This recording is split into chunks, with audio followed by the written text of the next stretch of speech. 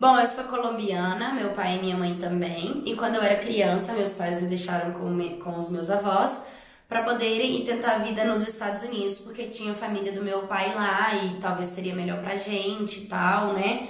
Meu pai tinha mais acesso por conta da família. E aí eles foram.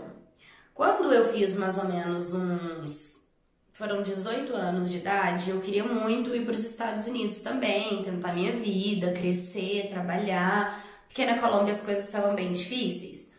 E o que que aconteceu? Eu liguei para minha mãe, eu sabia que meu pai e minha mãe tinham separado e, enfim, eu quase nunca tinha contato com meu pai. Meu pai às vezes me ligava, perguntava como é que tava, mas nunca era algo assim íntimo, nunca a gente falava sobre tudo que aconteceu no pessoal.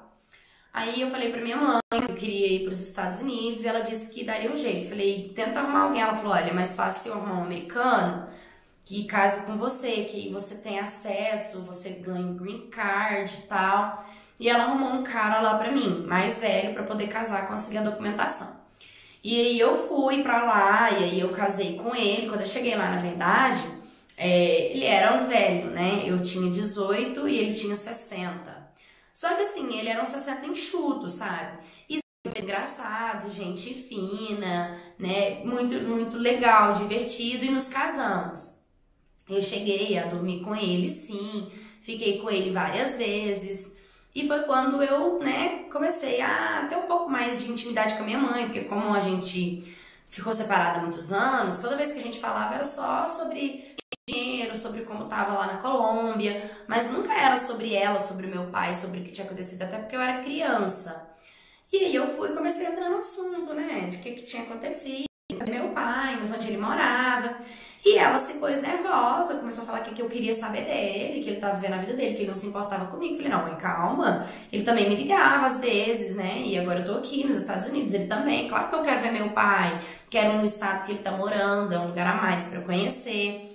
E eu comecei a procurar o meu pai nas redes sociais, porque eu não tinha o telefone dele. O telefone dele tinha ficado na Colômbia. E aí, eu peguei e consegui achar o meu pai na rede social.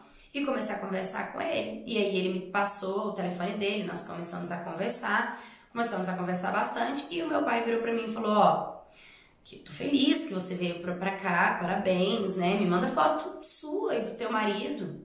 Quando eu mandei a foto pro meu pai, o meu pai falou, eu preciso te encontrar. Eu preciso ir pra você, tem que ser pessoalmente.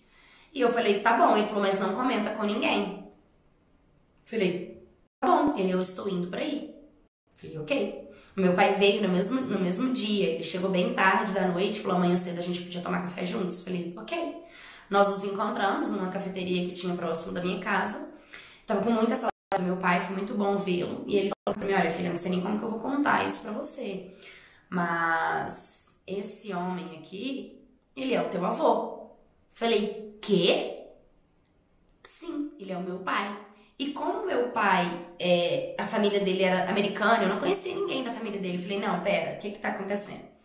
E o meu pai pegou e falou, olha, minha filha, quando eu vim para os Estados Unidos, eu vim por conta do teu avô, né? O meu avô, ele é músico e ele saía cantando em vários lugares do mundo. Ele tem um total de 16 filhos. 8 ele conhece e 8 não.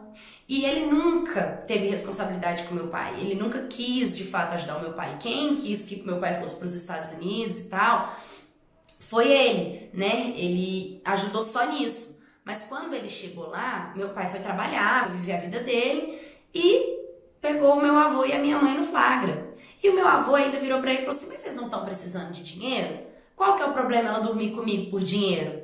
Meu pai achou aquilo um absurdo, porque nunca teve aquela proximidade de pai com filho, né? Sabia da existência do pai, o pai ajudou ele para os Estados Unidos, mas com algo em troca, que no caso foi a minha mãe.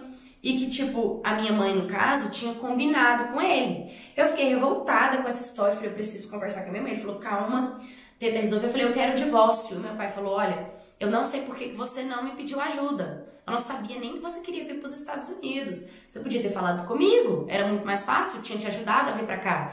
Só que eu pedi ajuda da minha mãe, né? E eu pensei, poxa, já caso com um americano, eu montei uma fita na minha cabeça. E até antes de eu saber disso, por mim tava tranquilo ter casado com um homem mais velho, rico, que me proporcionava uma vida de princesa, porque De fato, meu avô tem muito dinheiro, né? E meu marido, no caso, porque eu casei com ele. E foi uma bagunça na minha cabeça e isso me dava um pouco de nojo de saber que eu tinha dormido com o meu avô e que ele dormiu com a minha mãe e que ele foi o motivo da separação dos meus pais e que comecei a me sentir muito suja. E quando eu cheguei em casa, eu cheguei fazendo um escândalo, brigando com a minha mãe e brigando com ele. Ele começou a falar que eu era uma ingrata, que tinha me dado de tudo, que eu tinha tudo, que minha mãe tinha tudo. E aí eu entendi que minha mãe tinha tudo. Eu falei pra ela, por que você fez isso?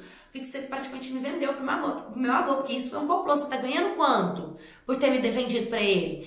E a minha mãe falou que não, que ela não me vendeu, que pelo amor de Deus, que tava precisando de alguém pra me levar pros Estados Unidos pra casar. Ele era um homem ideal, porque ele tinha muito dinheiro. Porque o meu avô tinha acabado de ganhar na loteria.